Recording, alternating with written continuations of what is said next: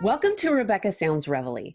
As you know, I'm always excited about having a really good episode, and this is going to be another one. In fact, I have someone with me today who's an author, and since he's written a book, he's become a crisis coach. He started a treatment center. He has become the executive director of Safe Homes Coalition. He is unbelievable in the story that he has to share with us today. He's a change maker.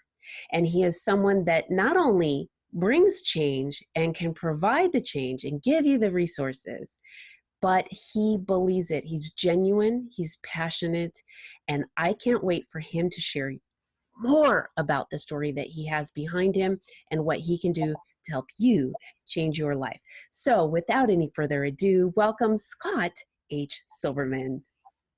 So nice to be here. Thank you. What a great intro. I've got to get you to talk to my wife and let her hear all those wonderful things you just said. That was awesome. Well, you know, it is so true because you are amazing at all the things that you've been doing. And you do this because you're passionate about it. You have such a genuine heart and you've been doing this for a long time. You've dedicated your life, your finances, everything to putting into helping others. This is what I love to do as well. And I don't see it as much as I wish it was. And then I met you and I just learned so much about you, and I want the audience to connect with you because of everything that you have now. But really, oftentimes people will say, well, you know, that person is this, but they don't understand where I've been. They don't know anything about this. They've just learned it through a textbook, or they've watched some videos, or maybe they took a course, and that's it. But your life is different. And this is why you are so good at what you do. Will you share your story and we can talk about then how we can help others? Oh, sure. I'd love to. And thank you very much for the opportunity. And, you know, you've actually summarized what I like. You know, there's three kinds of truth. There's your truth, my truth, and the truth.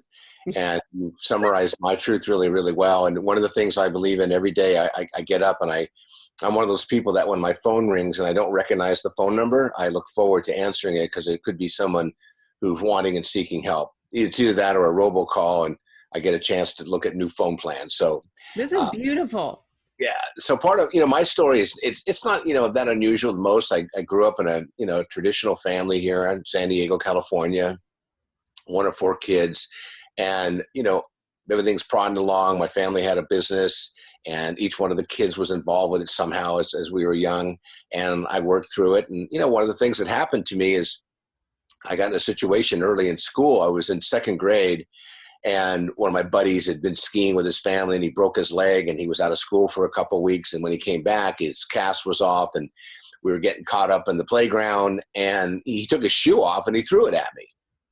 And I picked it back up and I threw it back at him, and I ended up hitting the fracture and re-breaking his leg. No, so you did. From that moment forward, my life was changing. I was taken to the principal's office. My folks were called into the principal, and, you know, I was reprimanded for inappropriate behavior. And, you know, we're 5 years old. It was an accident. We were playing. Yes. His family was there. He's back in the hospital getting his leg reset. So, you know, that's kind of where, you know, it was a tipping point for me. I was in a very large classroom in a public school, and it was, they wanted to have me tested because they thought something was wrong. And so I went and had that special test they give kids, whatever that means, to see if they were ADHD or had behavioral problems. And I remember being examined by a psychologist, and they had these some of these blocks that you had to kind of sort up and stack up and put in an order. And I got frustrated, so I picked them up and just threw them at the psychologist. So pretty much I was labeled at that point as a knucklehead and a troublemaker. So fast forwarding, I was moved to a private school, you know, smaller classes. And then in fifth grade, I had a teacher who I didn't care for much at all. And I got a few of my buddies in the back of the room. We took these little straight pins, bent them over on a rubber band, and shot them at the face of the clock whenever the teacher had his back to us. So this one day, I got them all together because we were really upset with the teacher. We fired all these little straight pins off, and then I left the class. And the next class I'm in, here comes the principal, you know, and the vice principal, and there were law enforcement there, and they came and got me and said, you know, please follow us. Oh, no. Teacher had a heart attack, And they said, we believe you're responsible for this. And if something happens and he passes away, you could be charged with involuntary manslaughter. Oh Now, my gosh.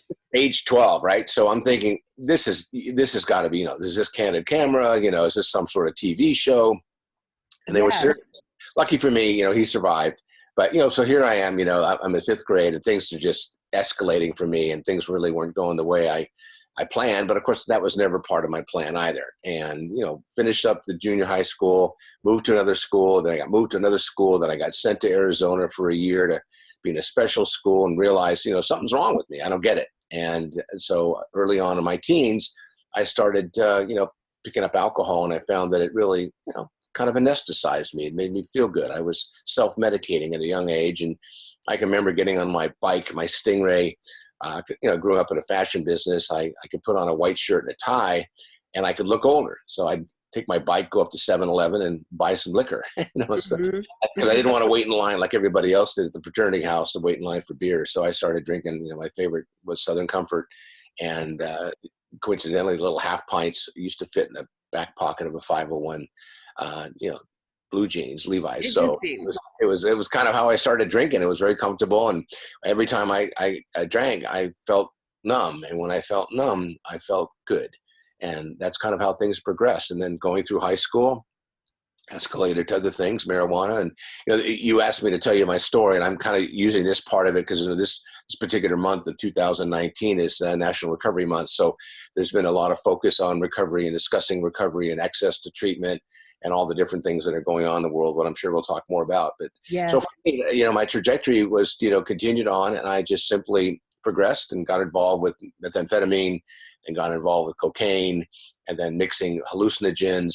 And I don't want to go into a lot of detail. And so fast forwarding, things kind of continued to get a little worse, although I was still working, still functioning.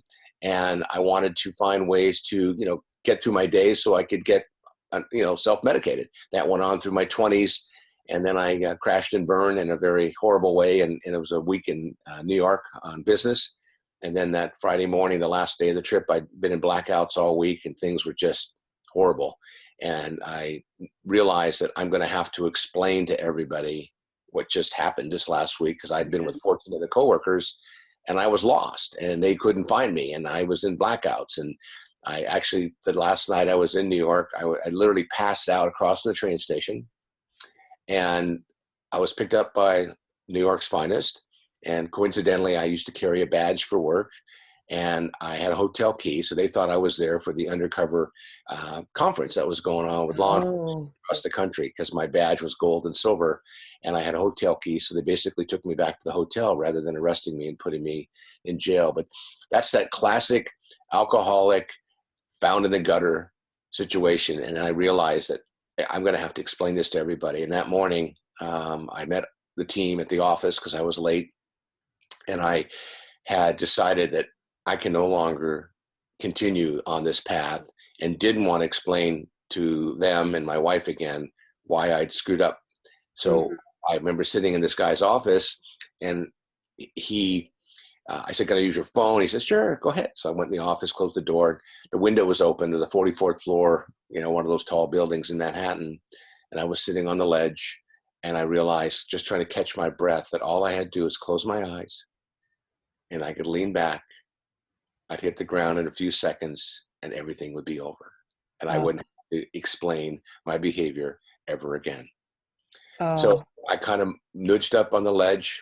I put my head actually outside of the window, and I was ready to lift my leg up. And this guy walks in the office. He goes, "What are you doing, man? You're going to fall out the window." So I'm just getting some air. I'll be okay. So he goes, "Okay, come on when you're ready. The meeting's started. We've got your coffee out here." I said, "Great." So he closed the door, and I remember this thought went through my head, because my mom had told me this once or twice, maybe as a kid, and I think a lot of kids think about this, "I'll just take my own life. I'll kill myself." And I remember she told me once, she says, "Suicide is very selfish." And that's what went through my head at that moment. And that guy, doing the kind of the divine intervention. And I decided to not jump out the window that day. I'd shut that phone off real quick. Give me 1 second. So I decided that moment I'm going to make a phone call, called my wife, and said, okay, I'm ready. I flew home that night, disclosed everything to my family. And that Saturday morning, I went into treatment. And that was back in November of 1984. It was the 10th. And I went into treatment. And my sobriety date is November 13th. And this November, I'll be celebrating, if all goes well, 35 years of continuous sobriety. And I really Wow. felt like I got a real second chance that day. And I've done everything I can since that moment to do everything possible to be of service to others, and have done it as a volunteer for decades. And now I'm doing it professionally and personally and volunteering. And, that's kind of how I got here with you, is to be able to share some of that story, my experience, strength, and hope. And now have a treatment center that I run. I'm also a crisis coach and a family navigator. And each day I wake up, like I said earlier, to try to help somebody, help their family member, their loved one, get to the highest and best level of care and support they possibly can. This is a phenomenal story, and what you are doing is also phenomenal. This is very important life work, and oftentimes we don't realize how important it is for us to help others. And oftentimes we don't understand that our life experience has placed us in a position to be equipped to do that. Agree. I So, agree. with everything that you're doing, you also have a book. I do. Can you share with us a little bit about that too? Yeah, the book, it came out in 2008 originally, and then I had it re-edited and actually spell checked in 2011. It was self-published. The book's called "Tell Me No, I Dare You," and it's part of my journey and part of the journey of the people that I used to serve. I ran a nonprofit for about 18 years, working with people coming out of jail and prison, and I really wanted to document my experience working with others, and how that affected my personal life. And one of the stories you and I were talking about earlier is how people, when they hear you in their world talking about things that are going on, they always question, well, how do you know? You haven't been there, you haven't done that. And one of my favorite stories is sitting in the classroom working with individuals coming out of long-term incarceration, because I never really was incarcerated. Mm-hmm. I'd always get into discussion. Every month we'd have a new group. There'd always be somebody, one of those tough guys that wanted to just, say, Scott, you don't know anything about my world. And we'd always go into this conversation. I always thought it was a teaching moment for the class. Like, okay, bring it. Let's talk about it. He said, I understand, according to your staff, you've never been to prison. And I said, that's true. And he would say, well, how could you possibly be able to help us?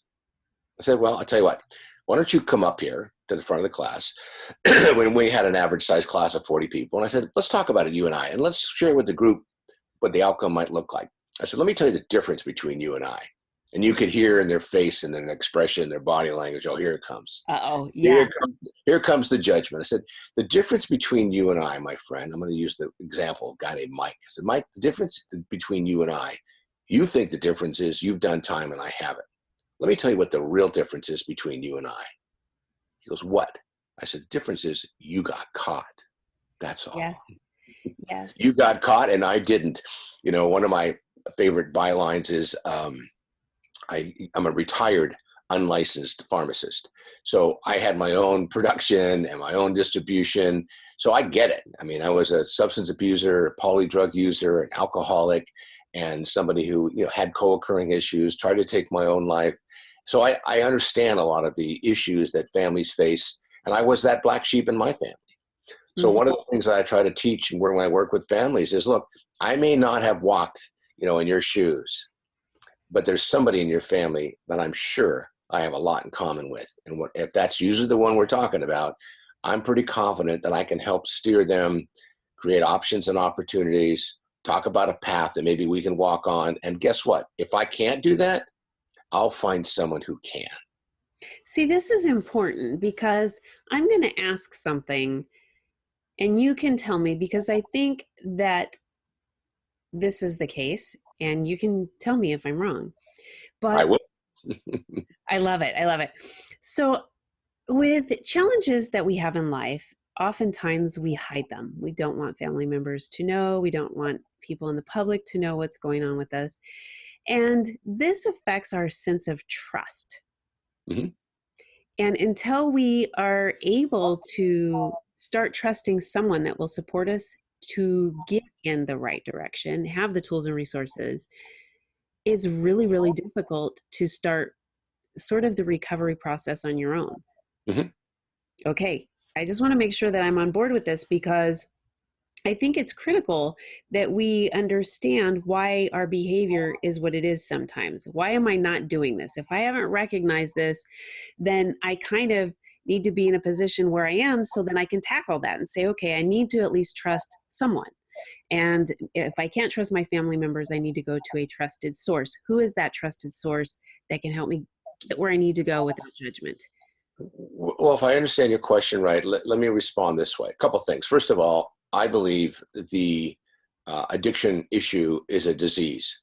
Mm-hmm. And if we liken the disease of addiction, that's anywhere from, internet, vaping today, Mm-hmm. alcohol, mood altering substances, prescription medication.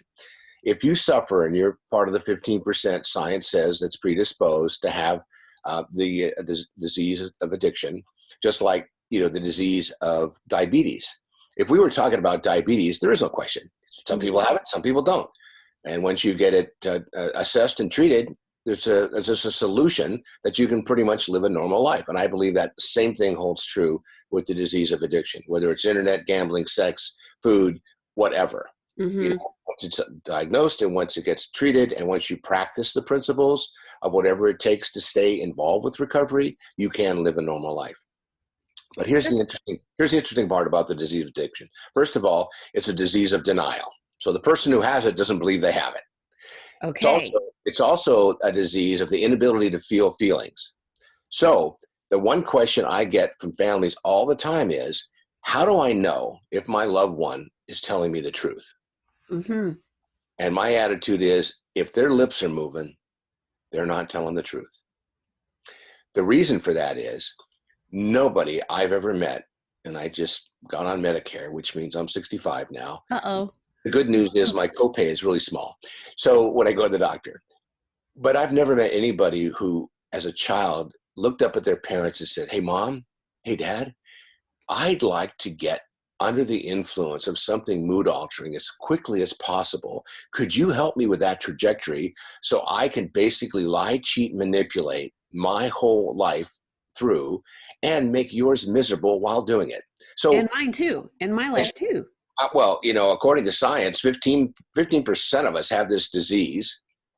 And of those who are actively untreated, moving around the community, meaning their addiction's not being treated or not being arrested or not under any kind of treatment, the impact they're going to have daily is on 7 more people negatively. So if you think about that, if 15% of us have this addiction and we're Wow. going to impact 70% more of the community, that's 85% of our country right now that will be impacted by the addict or the alcoholic or the individual who's self-medicating, who's not being treated effectively. And that, So, by the way, ties into co-occurring issues, mental health, depression, anxiety. There's all kinds of lists around it. So to your question, the person who's under the influence, the person who's self-medicated, the person who has the problem isn't generally capable because there's something about their brain that is contaminated by the addiction, by the disease, by the behavior that's untreated.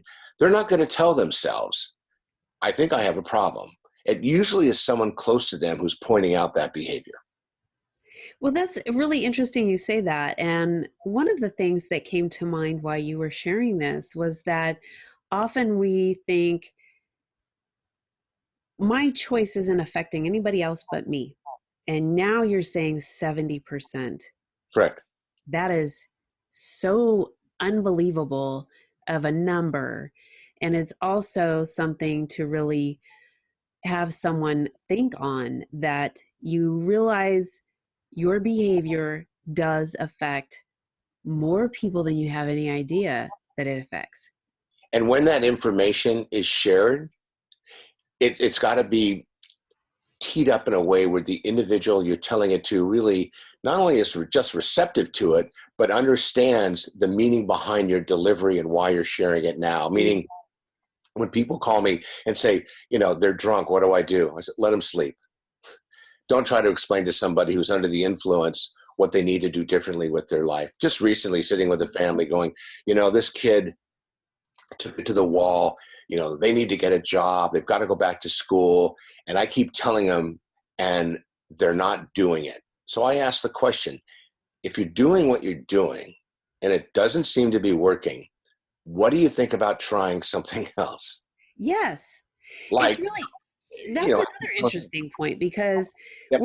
without any changes in our own choices or behavior, we're going to get the same result by doing the same things that we've done, despite the fact we say, well, I want to change this. Right. Unless you take action, there is no change. And from the inside looking out versus the outside looking in, depending upon which side of the conversation you're on, the average family member or close friend or significant other or sibling has watched this behavior for years, and they're so frustrated. And I know, because of my crisis coaching, I've seen families go, we understand you can help fix this. And I said, well, first of all, I don't know what this is yet. Let's talk more about it. Secondly, Yes. and when I ask a couple of key questions, like, how long has this behavior been going on? How long have you noticed this? Have you seen a change? When would the shift come? Was there something catastrophic that took place? So once they get a better understanding that this is not just something that happened a week ago, they have to also buy into the process that, look, it's going to take weeks, months, maybe years to shift this paradigm. Example, you spend a big part of your adult life eating what you think is the appropriate way to intake food and exercising. But as you get older, you find, your waist is 2 inches bigger and your clothes are fitting tighter. And you're looking around going, how did this happen? Well, it just happened. So let's deal with it. But you're not going to change by not eating lunch the next day or a week or two of not eating a meal. It's going to require some lifestyle changes. It's going to require some modification of your routines. So it can be that simple. The problem is it just takes time. But Right. when you see how long it took you to get there, you realize it's going to take probably the same amount of time to really affect a systemic change that's really going to stick. That's really profound. And someone's probably going to have to replay this a couple of times to grasp what you just said. One of the things I want to ask you is, when you're working with families and they're directing your attention to the individual, do you end up also talking to family members about enabling or being enablers? One of the things that I love most about this family navigation concept that I've, personally created and working with the whole family, because I'm not a clinician, I'm not a doctor, I'm not a medical expert. I'm just a guy who's, spent the last 35 years bumping my head, making mistakes. I love that saying, fail frequently so you can succeed sooner. And I've learned anecdotally and experientially from families, pretty much what works, and more importantly, what doesn't. And I try to share both sides of that if they're open to it. And when it comes to the family, because according to science, it's a family disease. And if the addict or alcoholic or the person who's got the issue has been living with family members, they're impacted by it because a couple things have happened. They've either tried to shut it down their way and it hasn't worked, or they've turned the other way because they don't know how to deal with it, or they've tried to find ways to fix it and it doesn't work and it gets worse, or Right. they just become a victim in their own home and they suffer from PTS because they have been traumatized by the impact of what's happening with the addict. That's a good So point. at the end of the day, it is a family disease and the family really needs to be treated. And some of the science shows that the average person who goes to a 28-day treatment program, inpatient, who does nothing afterwards, has a 95% chance of relapsing. A Interesting. 95% chance That's huge. relapsing. No other industry, if you think about it, could survive with a 95% failure rate. And I call it a failure rate because it's not necessarily a success or a failure. It's a dynamic that takes place. Meaning, if you're a diabetic and you're taking insulin and you stop taking insulin, there's going to be a consequence. If you're a triathlete and you don't work out for a month before a big competition, there's going to be an outcome that you're not going to be satisfied with. And it happens with anything. It's like cooking. If you don't have a recipe and you don't have a recipe you can follow and you don't know what the ingredients are, the outcome of your work is going to come out in a way where you're going to look at it and go, something's not right here. That's why Mm-hmm. it has to be a plan.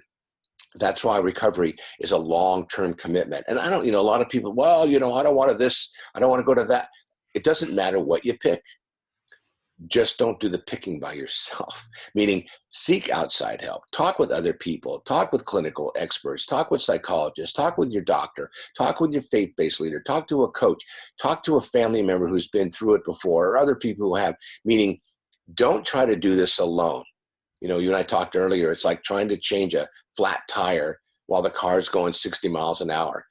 Nobody can do that on their own. And as a parent, if you're listening to this, just because your child is your child and you've loved them the way you've loved them, hopefully their whole life, doesn't mean you can fix this. You really need to seek help. You've got to ask for help. You've got to get people involved. You do it if they had bronchitis. You do it if they had pneumonia. You do it if they broke an arm.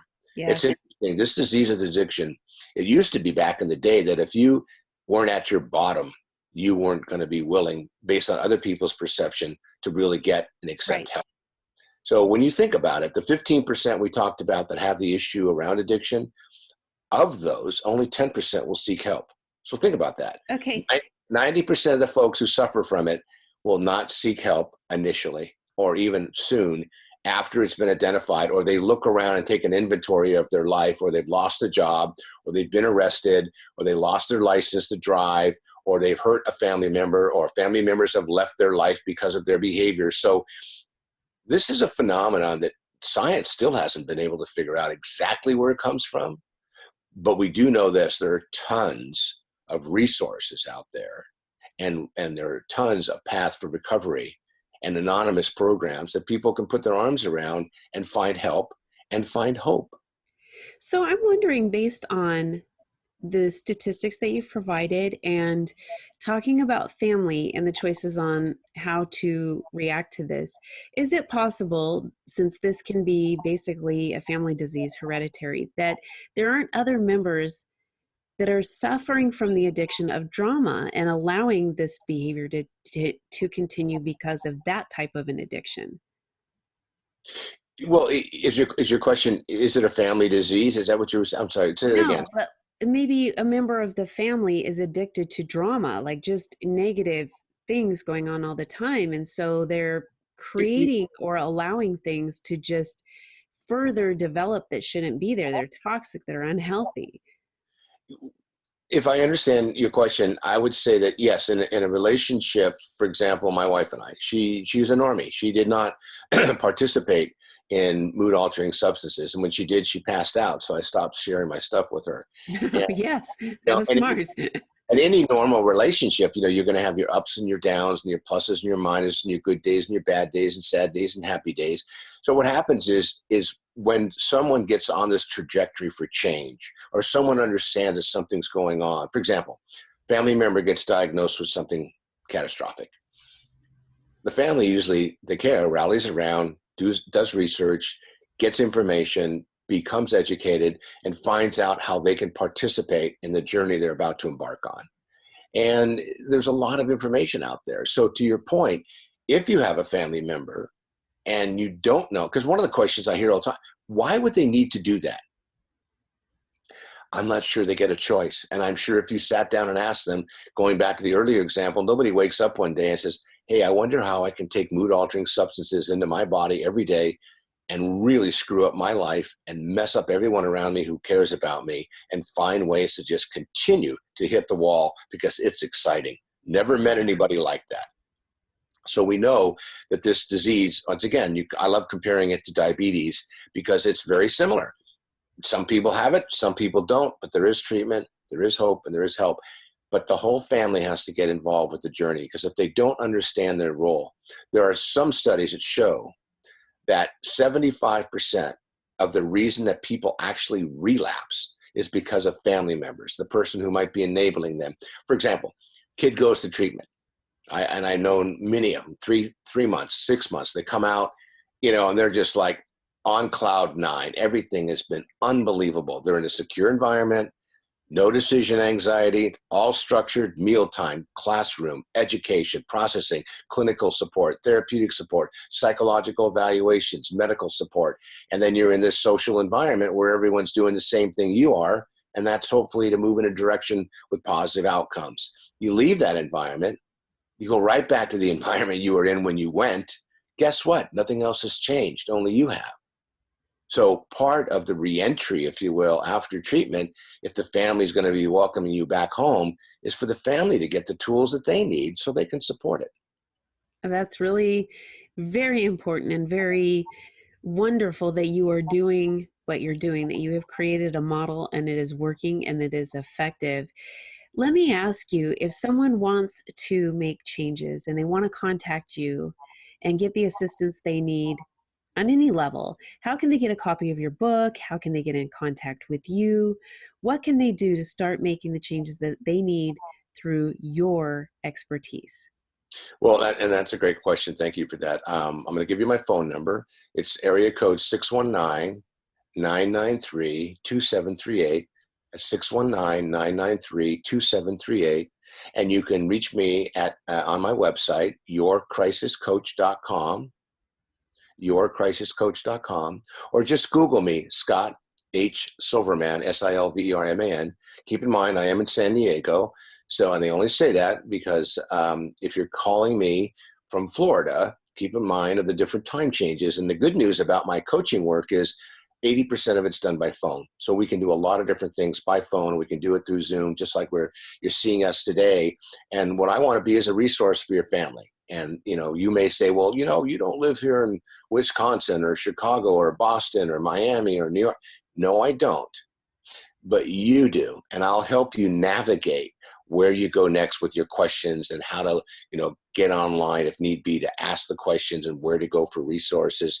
And of course, if you have insurance, on the back of your insurance card, you call that 800 number and say, I have a family member who's suffering from opioid addiction through prescription medication and things are deteriorating. What do I do? That's a resource. So, and I want to be a resource as well. And, one of the things that I do that I'm very proud of is I give my phone number out because I want to drink from a fire hose, meaning I want to be overwhelmed with families who are calling going, what do I do?